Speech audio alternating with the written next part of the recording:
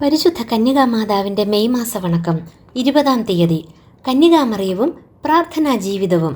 മാനവ സമൂഹം പരിശുദ്ധ കന്യകാമറിയത്തെ ആദ്യമായി കാണുന്നത് പ്രാർത്ഥിച്ചുകൊണ്ടിരിക്കുന്നതായിട്ടാണ്.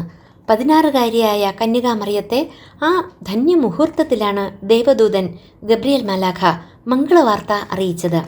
ദൈവപിതാവ് മറിയത്തെ പരിശുദ്ധാരൂപിയാൽ ദൈവമാതാവാക്കി ഉയർത്തിയതും ആ പ്രാർത്ഥനാവേളയിലാണ്. ദൈവഹിതം അറിയുവാനും ദൈവഹിതമനുസരിച്ചു വർത്തിക്കുവാനുമുള്ള കൃപാവരം മറിയം എപ്പോഴും പ്രാർത്ഥിച്ചിരുന്നു. തൻ്റെ തിരുസുതൻ്റെ സ്വർഗാരോഹണത്തിന് ശേഷം അങ്ങിങ്ങു പിരിഞ്ഞു പോകാൻ തുടങ്ങിയ സ്ലീഹന്മാരെ ഒരുമിച്ചു കൂട്ടി പരിശുദ്ധാത്മാവിൻ്റെ ആഗമനത്തിനായി പ്രാർത്ഥിക്കാൻ പ്രേരിപ്പിച്ചത് മറിയമാണ്. ആ പ്രാർത്ഥനാ യജ്ഞത്തിൻ്റെ 10-ാം ദിനമാണ് ആദിമ ക്രൈസ്തവ സമൂഹത്തിന് പരിശുദ്ധാരൂപിയുടെ ആവാസമുണ്ടായതും അവർ ധൈര്യശാലികളായ പ്രേക്ഷിതരായതും. ഈ പെന്തക്കുസ്തായുടെ ആവർത്തനം ഇന്നും സഭയിൽ നടക്കുന്നുണ്ട്.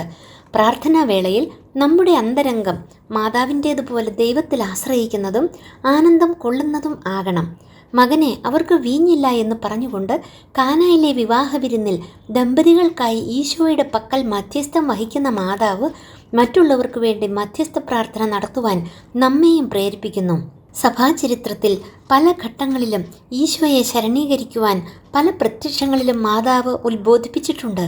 മാതാവിൻ്റെ മാതൃകയനുസരിച്ച് പ്രാർത്ഥനാ ജീവിതത്തിന് ഇറങ്ങിത്തിരിച്ചിട്ടുള്ള ഒട്ടേറെ സമർപ്പിത സമൂഹങ്ങളെയും അനേകം വ്യക്തികളെയും ലോകമെങ്ങും കാണുവാൻ സാധിക്കും.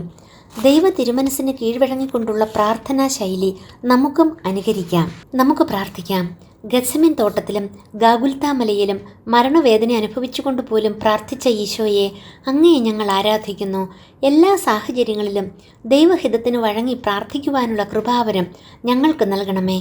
മാനസികവും ശാരീരികവുമായ വേദനകൾ പ്രാർത്ഥനയാക്കി മാറ്റുവാനുള്ള കഴിവും ഞങ്ങൾക്ക് തരണമേ. പരിശുദ്ധ കന്യകാമാതാവേ, പ്രാർത്ഥനാ ചൈതന്യത്തിൽ വളരുവാൻ ഞങ്ങളെ സഹായിക്കണമേ. ആമേൻ. ജന്മപാപമില്ലാതെ ഉത്ഭവിച്ച ശുദ്ധമറിയമേ, പാപികളുടെ സങ്കേതമേ, ഇതാ നിന്റെ സങ്കേതത്തിൽ ഞങ്ങൾ തേടി വന്നിരിക്കുന്നു. ഞങ്ങളുടെ മേൽ അലിവായിരുന്ന് ഞങ്ങൾക്കു വേണ്ടി നിന്റെ തിരുക്കുമാരനോട് പ്രാർത്ഥിച്ചു കൊള്ളണമേ. സുകൃതജപം. ജീവിതം മുഴുവൻ പ്രാർത്ഥനയാക്കിയ മാതാവേ, ഞങ്ങൾക്ക് വേണ്ടി പ്രാർത്ഥിക്കണമേ.